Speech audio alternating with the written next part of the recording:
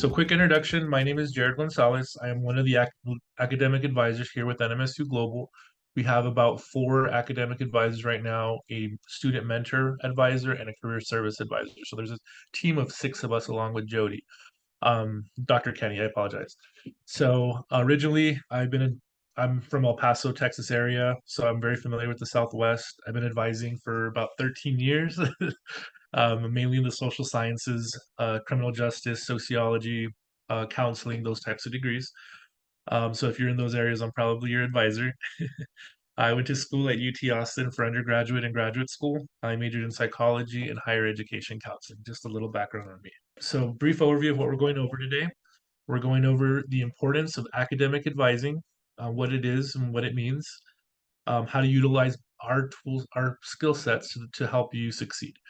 We're going to look at what you need to do to prepare for an advising appointment, looking at the degree audit, roadmaps, things like that, along with planning your degree and coursework. We're not going to be able to have time to go over everyone's major. I'm going to give an example of criminal justice. That's a very common major, so we'll look at a sample degree plan there. We're going to look at how to register and tips on registering. And then we're going to provide you with some resources, mentoring, any other questions at the end that you might have. So that's going to be the gist of it for today. So, what is an academic advisor anyway? The most common thing people say is they say, we're here to help you pick courses. That's probably about 1/8 of our job. Just to let you guys know, we do so much more than help you pick classes. We're here to help with career planning. If you want to double major, triple major, do minors, there's the gambit is endless. Whatever you want to talk about, what career choices you want to do, all that stuff. A lot of students go through hard times. Family members get sick. Um, you know, mental health challenges. We're here to support you in your progress and everything that you do. I always tell students like we work 40 hours a week to support students. And so, like I said, picking classes is like 1/8 of our job. Throughout the semester, we're going to be checking in on you. Sometimes we check in if you haven't even logged in on Canvas. We also check in during midterm grades when they come in. If you have a few low grades, you might hear from us. We like to be very, very um, we don't want to say like a helicopter advisor, but for lack of a better term, that's what it is because we want to make sure you're successful and see if we could help you in any way. We also obviously message you guys to come in for spring advising. So we have about three checkpoints throughout the semester where we want to touch base with you. We offer personal emotional support when you're going through things. You can talk to us about anything, and it's completely private. It's protected by law. Our conversations. If there's something that we can't help you with, or it's more of a counseling setting, we can refer you to counseling settings and all that. Um, One of the main things that I put on here is facilitate communication and problem solving. A lot of times students face issues that there's not a clear-cut answer, very gray area, and that's where we have to dialogue about it. There might be four different solutions to the problem or four different ways to go about it, and it's our job as advisors to help you go through the scenario, see what's the best fit for you. There might be two students in a very similar scenario, but we might tell one student to do this and the other student to do that based on their circumstances in life and their take everything into consideration. So that's what I say is our main skill set is looking through different solutions and problem solving together. Okay, so real quickly, who's my advisor and how do I make an appointment? I'm gonna just do a brief overview of Navigate, how to use it, and how to find that. So we're gonna do some screenshots on Navigate here in a bit on how to find your advisor, how to make an appointment. And a lot of people want to know when is registration. That's November 9th. So right now is the time you want to make your appointment with your advisor. Um, a lot of students they wait till November 9th to make that appointment. And if you try to make your appointment on that day, you might have to wait a week or two to see that advisor. The reason being is because students are making appointments now and we're booked up, till November 9th. So we don't want you guys caught in that dilemma. You can technically register from November 9th through January 18th. That's the last day to add without an instructor's signature. After January 18th, you do need instructor signature. You can register as early as 5 a.m. And then the first day might be a little bit crazy, just letting you guys know. So sometimes when there's 1,000 students on, the system might get a little slow. So just be patient. If a screen isn't loading, just refresh it and kind of go from there if you need to. Okay.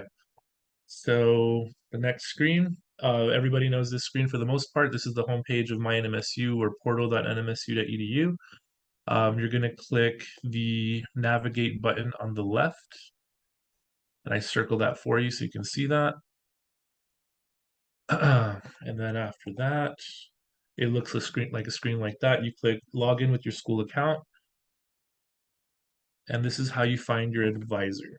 So it's going to be on the left-hand side, it says resources, and then you click on advisor, and it'll say who your advisor is. You can actually look us up in Microsoft Teams if just as we create a chat and you can message us directly. That's how most advisors like to be contacted, but I can't speak for all advisors. So next, if you want to make an appointment on the top left-hand side, there is a button that says appointments. So once you click make an appointment, then it's going to ask you what type of appointment would you like to schedule. So you're going to click academic advising. The most common service is academic planning for next semester, as you can see right here. You pick a date that works for you. A lot of advisors have times where they work on Sundays, on Saturdays. Sometimes they work on like Tuesdays till 7. So we have very, very flexible schedules. Keep that in mind. And then you click find available time. And check this out. This is just an example of my schedule. As you can see, I have quite a bit of times, 8:30 in the morning, 6 o'clock here, 7 o'clock here, Sundays from 3:30 to 6:30. So that's what I was talking about the flexibility. How would you like to meet? You're going to always select virtual Microsoft Teams. 99% of appointments are going to be that way. Location is going to be NMSU Global Campus Advising. Going back a screen where it says service, you can actually, there's many services. There's financial aid appeals, adding and dropping a class. So try your best to pick the appropriate one on that. One that I do want to mention is sometimes students accidentally click like new NMSU Global student. If you're not brand new, do not select that one because it creates an hour-long appointment. You can pick it if you want a really long appointment, but that's usually for brand new freshmen or transfers that have a lot of things to discuss. So just keep that in mind. Okay, this is what the third screen looks like. It saved all the information up here. This is really important. What would you like? Would you like to share anything else? Any important burning questions, comments, things we need to know? If your mom's sick, whatever you want to put in there, let us know, and that way we can prep for your appointments better, and we know for sure to hit those important points that are important to you. I always tell students click the email reminder, text message reminder, put your phone number, schedule. That way you get a reminder and you don't miss your appointment. So next we're going to do an example of a roadmap. So some schools call them degree plans, some call them roadmaps. A lot of people that ask for a degree plan, we used to have hard PDF files, but we've kind of moved away from that. It's not really a high priority for at this particular school. The catalog has roadmaps that we like to use. So I made a couple of notes in here. I'll kind of mention them as we go through that. So I'm going to show you kind of what it looks like for criminal justice. As I said, that's a very common major. There's all these CJ classes that they need. If I scroll down here, let me just show you real quick. So it's like, take all these CJs and CJ electives. So they always want to take, 4 CJ classes and an elective. And that's a very common misconception. In your first year, you're taking a lot of math, English, hitting they're called general education requirements. We have a lot of different areas, and I'll touch base on that here in a bit. Communications, creative and fine arts, laboratory science. So if you notice here, there's a CJ class here in the fall of their first year. There's a CJ class here in the spring of their first year. Second year, notice there's not really that many CJ classes and they have some electives. In your fourth semester, they have a third CJ class. So what I'm trying to get at is in your first 2 years, you probably only take between 2 or 3 classes in your major for the social sciences. I can't speak for all majors, but a lot of the social sciences, that's normal. Even like for psychology, probably only taking one psychology in your first 3 semesters. So lots of gen eds. Wanted to make that point clear. And then the junior and senior year, that's when you start taking a little more criminal justice classes and other classes in your major. So that's normal. So don't freak out if your advisor only says, take one one class for the first 2 years. All right, I'm going to come back to screen 2. So I already talked about not a lot of major courses in your first 2 years, lots of gen eds. I always say start language early. A lot of students hold off on their language requirements For example, Spanish is the most common language people take for the foreign language requirement. Not all majors have it, but most do. So it's Spanish one, two, three, and four. It's a four-semester sequence. It used to take most people a spring, fall to complete it, so it would take them 2 years. The good thing about NMSU Global, we have mini masters for languages now. So you could do Spanish one and two in the fall, Spanish three and four in the spring, that type of thing. So ask your advisors about knocking out your language sooner than later. Um, if you took 3 years in high school, you that could waive your foreign language if you got a C or better and you did one language. If you're in a major like communication studies or biology, things like that, sometimes they only require 2 years of high school. So be sure to ask your advisor about that. If you know a language like Spanish, you can take a CLEP exam and CLEP right out of it. You can get a lot of credits and graduate faster. I was also going to say, if you know a language that is not offered through the CLEP testing site and we don't offer it, let's say you speak Navajo, you can get certification from an elder. We talk to languages and linguistics; they can waive it for you as well. So there's a lot of options for language. So if you're not sure, ask your advisor about that.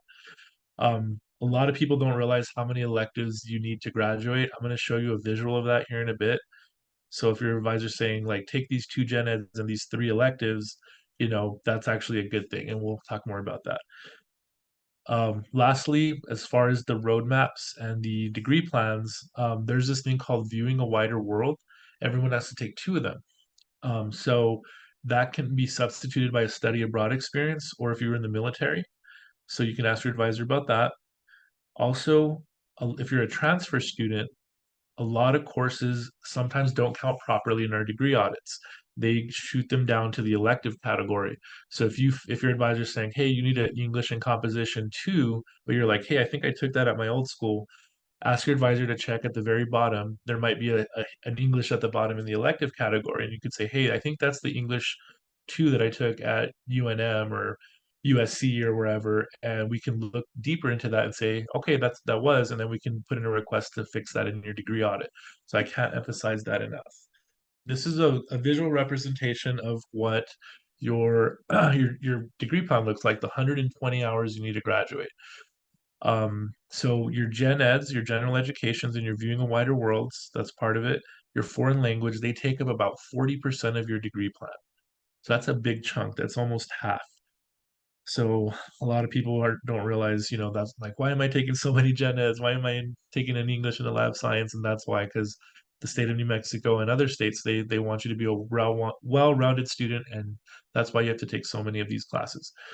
Your major courses only take up about a quarter of your degree plan. And so that's why we have to spread them out over the 8 semesters that you're here. So just keep that in mind. We also have your lower division electives, numbered 1,000 to 2,000 level, all the way up to 2,099. And your upper division electives, 300 to 499 or 3,000 to 4,099 level. They take up about 30 to 35% of your degree plan. This is more so in the creative and fine arts, the social sciences. If you're in a more technical degree like geomatics or business, you have less room for electives. So keep that in mind. This is not a one size fits all um, presentation. It's just more of a kind of an overview. Sorry about that, guys. I clicked on something and that happened. Okay. So next, we are going to do a degree audit so you guys can see what that looks like. So I'm going to pretend I'm a student, like criminal justice major, just to demonstrate how to run my audit. So for college and degree, I'm going to select global. If you were here 2022 and before, you're not supposed to click global. You have to click the college you're in. So if I was here in 2021, let's say, and I was a CJ student, that's under the College of Arts and Sciences, and I'd have to click criminal justice um, right here where it says CJ. But for now, I'm going to pretend I'm a newer student, so I'm going to click global. And then I'm going to select my degree, criminal justice. And as you can see, all our degrees are listed here: psychology, gender and sexuality, journalism. If you scroll down, we have some more like counseling, human development, HRTM. And then you can mess with these settings, but really that's more advanced. You really don't need to do that too much. You can include your in-progress courses, which I normally leave checked, and then you click Run Audit at the bottom left. Okay, I just want to make sure I'm sharing the right screen. Yes, I am. Okay. So it'll have your name at the top, Aggie ID number, all that information. Um, I took like a graduate level course, so that's what that 3 credits is. But it'll say how many credits you've completed, how many more you need to go to get to the 120. Right here basically says you need 48 hours of upper division. That's those classes I was telling you, the 300, 400 level, 3000, 4000 level. It's going to first start listing your gen ed requirements. So area one is your communications. Most people need to take, or everybody has to take these regardless of what your major is. So you have your 2 Englishes and your comm. And I apologize, guys, if I'm going through this a little fast. It's only 30 minutes, but we can definitely answer questions at the end. I'm going to stick around, so feel free to take notes if you have any questions, and after the meeting, we can discuss it. Next is area two, which is your math. Then you have areas three and four, your lab science, and your area fours. That's area four, social sciences like psychology, criminal justice, those types of classes. If you're in a technical major, you really want to take maybe 2 lab sciences and 1 area 4. But if you're in a social science or something less technical, usually we recommend you take 1 lab science and 2 social science. It has to add up to 10 or 11 credits. So keep that in mind. Area five is the humanities. That's stuff like history and philosophy. Everyone has to take one of those. Notice they all have a G on the end of them. All these courses have G's on them. That's what designates them as a common core class. So whenever you're searching for classes, you have to put that G on the end, or else you're not going to get any results. And I'll talk more about that later. Area six is is the creative and fine arts. This is art, dance, music, theater. We're going to be adding more and more courses as the semesters progress. So be on the lookout for those. The general education elective can literally be anything from the above categories. So let's say you really like social sciences and you've already taken a political science and a psychology. For your gen ed elective, you're like, I want to take another social science. You can do that. You can take another anthropology or whatever you want to take. If you don't like them, you could take, let's say you love art, you could take art here and then another art, and the second art will show up down here in the gen ed elective category. All right, viewing a wider world. There's a lot to be said about this, but just realize you have to take 2 of these before you graduate. And they have to be in separate colleges. So I am going to actually Google something real quick.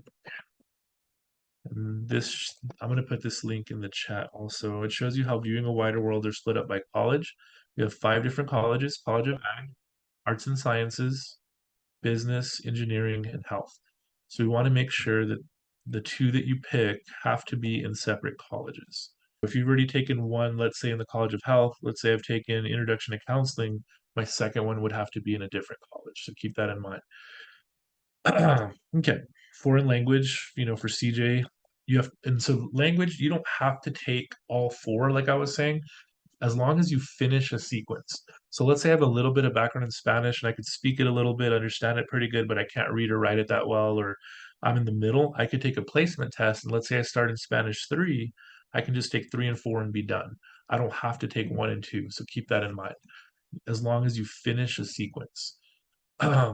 And if you're interested in CLEPing, all you got to do is Google CLEP, and right here where it says earn college credit with CLEP, and you can find more information on the CLEP website where it says register for an exam. Okay. Next, some majors have non-departmental requirements, such as criminal justice. This particular department, they're big on ethics, so they want me to take an extra philosophy class to think a little more critically about the world. They require a third English, so it says take the regular English 1 and 2 of the following. So your major might have extra gen ed requirements that are above and beyond what the Common Core require.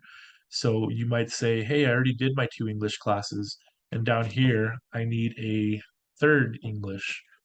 And so just keep that in mind. Okay, and then down in the bottom, it has the actual departmental requirements. You have to do all of those before you graduate. They're mandatory. If you have any confusion about this, that's where you're going to want to ask your advisor to clear up some questions. Your elective category at the bottom. All right, so some questions that we like for students to come prepared. These are common things that you can do to be better prepared for your appointment. So as you're going through your audit, notice the things that you're missing. Um, find confusing parts, ask your advisor about these sections. try to think of a few classes you might want to take next semester. So if you're missing a math, you're missing an English, you can start writing some notes down. And when you get your appointment, you can make those suggestions to your advisor and see what they think about them. It's a shared partnership between the advisor and you. We don't want to just be like, hey, do this, this, and this. We want to know what you're thinking, what your goals are. The more I always tell a student, the more you tell me about you and your goals and what you want to do, what you like, the better I can help you. So keep that in mind, especially for electives. As you guys saw, electives, you need a lot of electives. So we want to find the good electives that you enjoy. Some questions to ask: look at timeline for graduation. Look for opportunities in your major. Ask about internships, mentoring services, tutoring. There's a lot of things going on in your major department that you may not know about, and your advisor, and you can explore that together on the departmental website. Might want to ask about any transfer credits or AP credits that you've done. I know many, many times I've had a student where I advise them, and at the end of the appointment, they might be like, "Hey, I took an AP test 4 years ago, but I don't see it in the audit." And then we investigate it, and it turns out they just never transferred their credits in. So I say call AP, College Board, send those credits in, and seeing that you pass these two classes, we might have to re-advise you again, and we don't want you to repeat a class. That could be $1,200 down the drain if he or she didn't speak up. So as advisors, we try to ask these questions, but sometimes there's so much to get through that we forget to ask every single question. So that's just something as a student you will really want to be prepared on. If you want to ask about funding sources, we have scholar dollars and private scholarships. Jody's going to put a link. Dr. Kenny, I apologize, Jody, is going to put a link in the chat for you guys to look at scholar dollars. That signs you up for a bunch of scholarships that you're qualified for. There's a lot of private scholarships to look at. We actually have a dedicated NMSU Global Financial Aid Advisor. Her name is Lisa Forrest. So those are some good ways to prepare for your advising appointment. Okay, so now how to register. A lot of students get scared on this. I'm here to tell you it is not super hard. Once you do it, it's very, very easy. So we're going to do some screenshots, or I'm going to do a live presentation here in a bit, or I'll just use the screenshots. But you also want to check for holds as well. So I will show you how to check for holds here in a bit. Okay, so step one, when you're in the portal, you click the student tab at the top, and then a new screen will pop up. It'll say student registration. You can click class search or course registration. Class search is going to take you directly to the lookup classes screen. Course registration gives you a couple of more options. You can look at holds there and different things like that. Some students like to use Aggie Schedule Builder. That's more for main campus students who have to balance out the classes there so they don't conflict with each other, the times. You all shouldn't face that problem, so I recommend just using Class Search. So this is the screen that actually, when you click course registration, it pulls up browse classes, prepare for registration, register for classes, view registration information. So that's once again, if you click course registration. But if you click class search, it'll take you right to the selected term screen. So you would pick, spring 2024 for your term. This is on November 9th when you register. You click continue. Then it's going to ask you to pick a campus. This screen is brand new. So for campus, you're going to want to pick global every single time you do a search. You do not want to pick main campus. It's just an example. So you put in global, and let's say I put in for my subject criminal justice and my course number 1110G. That's the introduction to criminal justice. Under advanced search, you can actually you can filter by mini 1, mini 2, like the first 8-week classes, second 8-week classes, or full term. There's many filters you can put in there. So that's if you want to get creative. Quick note, let's say you're looking for a general education elective. Remember I also said they had a G on the end of them? If you type in %G in course number and put global for your campus and do a search, all the general education courses will pop up. If you put a %V in the course number, all the viewing a wider world courses will pop up. So that's just a cool trick for that. Don't worry about this third one. That's for main campus students. All your classes are going to be online by virtue of clicking global. So next, if I click search, this is a sample search for CJ 1110. Really can't emphasize this enough. The G on the end of 1110G, that G is super important in the course number. If you do not put the G at the end of the 1110, you're going to get 0 results. So I try to tell all my students that, if it's a gen ed class, you have to put the G to get results. These little markers, you can make them bigger and smaller, like where it says meeting times. If you make meeting times bigger, you can actually see the date ranges of the course. So keep that in mind. There should be an add button on the right-hand side if you want to add the course. You can't see it right now because it's not live, but that's what you'll see there on the right-hand side. It's just an add button. If it's full, there is a ability to waitlist a class. Our main advising website, I'll show you guys how to get there. I just literally Google NMSU Global Advising and it'll pop up. Something that I want to point out is our important dates and deadlines. Super, super important. Um, Everything has a different deadline depending on if it's a mini one or a mini two. So let's say you're in a full term class, it goes from January through May, and you want to drop a class. Notice right here it says last day to cancel registration without a W, 100% refund. It's February 2nd. Let's say it's a mini one class, goes from January through March. That date, I apologize, is February 14th. If it's a mini two, sorry, it's January 26th. If it's a mini two, it's March 27th. So these dates are super, super important. I highly recommend bookmarking this. Jody, if you wouldn't, Dr. Ken, if you wouldn't mind putting that in there, thank you, appreciate you. Um, I would highly, highly recommend everyone bookmark that page. So, one day can make a huge difference because let's say the deadline's on a second and you drop a class, you can get refunded, $1,200. But if you wait one extra day, you still might have to pay for that class and spend that $1,200. So keep that in mind. Okay. We also offering mentoring and career services. This is new. We barely started this, so if you haven't heard from Stephen or Shelby, our career service advisor, I want to introduce you to them right now. Stephen, if you're around, if you don't mind introducing yourself and just give us a brief overview of how you can help our students. Hi, good evening, everybody. Hi, my name is Stephen Lassadine. I'm the Student Success Mentor here with NMSU Global. And we just want to let you know that we are here to provide a personalized online experience to help you on your academic journey. We help you with time management, organizational skills, just helping to juggle anything and everything under the sun with regards to being an adult learner.